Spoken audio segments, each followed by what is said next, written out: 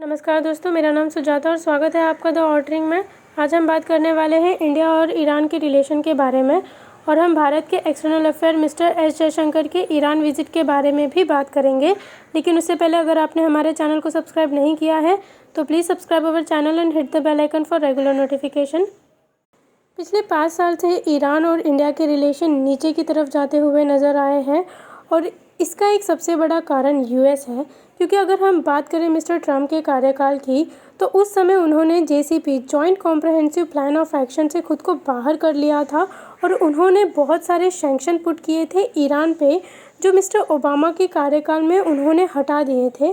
तो ये सारे सैंक्शन को मिस्टर ट्रम्प ने वापस से रिवर्स कर दिया। इसके अलावा 2018 में अभी जो ईरान के प्रेसिडेंट इब्राहिम रईसी है, उन पे भी मिस्टर ट्रम्प ने सैंक्शन लगाए थे, और यही सारी चीज़ों ने इंडिया और ईरान के रिश्ते ख़राब किए। क्योंकि इंडिया धीरे धीरे यूएस की तरफ झुकता जा रहा था, और हमारे अच्छे रिलेशन हैं यूएस के साथ, और हम ऑयल इंपोर्ट करते हैं ईरान से, लेकिन धीरे धीरे उसमें भी कमी आ गई, और चाइना और ईरान के रिश्ते सुधरते नज़र आए। ईरान चाइना की तरफ झुकता हुआ नज़र आया, और इन्हीं सभी चीज़ों को देखते हुए और भविष्य के फ़ायदे को देखते हुए भारत के external affair minister mister S Jaishankar ने ईरान के प्रेसिडेंट इब्राहिम रईसी के ओथ सेरेमनी को अटेंड किया। 2 अगस्त 2021 को ईरान के प्रेसिडेंट इब्राहिम रईसी के शपथ ग्रहण समारोह में 73 देशों के 115 हाई ऑफिशियल्स आए थे इस सेरेमनी को अटेंड करने, और इनमें से एक भारत के external affair mister S Jaishankar भी थे। इसके अलावा अफ़गानिस्तान के प्रेसिडेंट अशरफ घानी भी वहां आए थे। अब हम यही जानने की कोशिश करेंगे कि ये सारी चीज़ें इतनी इम्पॉर्टेंट क्यों है। क्योंकि अगर हम बात करें पिछले ईरान के प्रेसिडेंट्स की, तो उनके भी ओथ सेरेमनी में भारत के मिनिस्टर गए थे। तो अभी मिस्टर एस जयशंकर का विजिट इतना मायने क्यों रखता है, क्या असर पड़ेगा इसका जियोपॉलिटिक्स पे, इसके अलावा भारत और ईरान के रिश्ते कैसे सुधरेंगे, भारत को क्या फ़ायदा होगा ईरान से। तो देखिए, यहाँ ऑलरेडी एक इम्प्रूवमेंट हो रही है ग्लोबली। इसके अलावा भारत बायलैटरली भी अपने रिश्ते सुधारने चाहता है ईरान के साथ। इसलिए पिछले 2 महीनों में मिस्टर एस जयशंकर 2 बार विजिट कर चुके हैं ईरान। और अगर हम ग्लोबली बात करें तो 2018 में ईरान के प्रेसिडेंट इब्राहिम रईसी पे यूएस ने सैंक्शन पुट किया था। इसके अलावा इन्हें वेस्टर्न कंट्री में अपोज किया जाता है, क्रिटिसाइज़ किया जाता है ह्यूमन राइट वायलेशन को लेके। तो इससे एक चीज़ तो क्लियर है, आगे चलकर यूएस और ईरान के रिश्ते और भी तनावपूर्ण होने वाले हैं।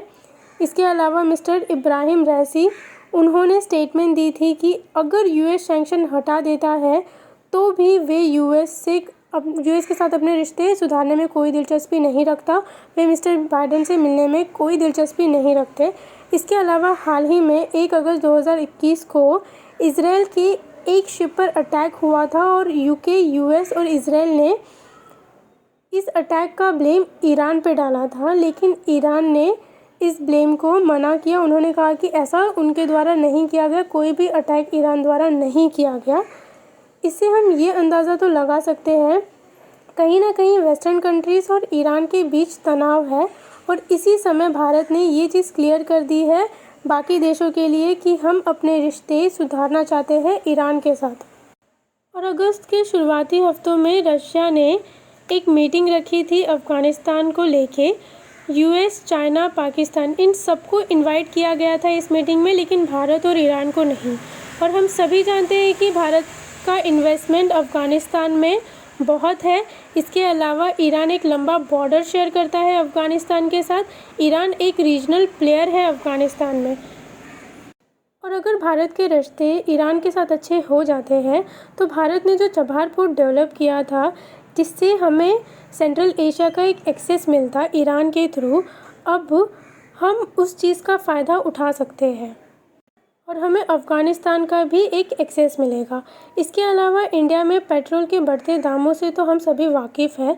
यूएस सैंक्शन के बाद ईरान के साथ हमारे इंपोर्ट ऑयल को लेके इंपोर्ट पूरा ख़त्म ही हो चुका था, कोई इंपोर्ट नहीं हो रहा था।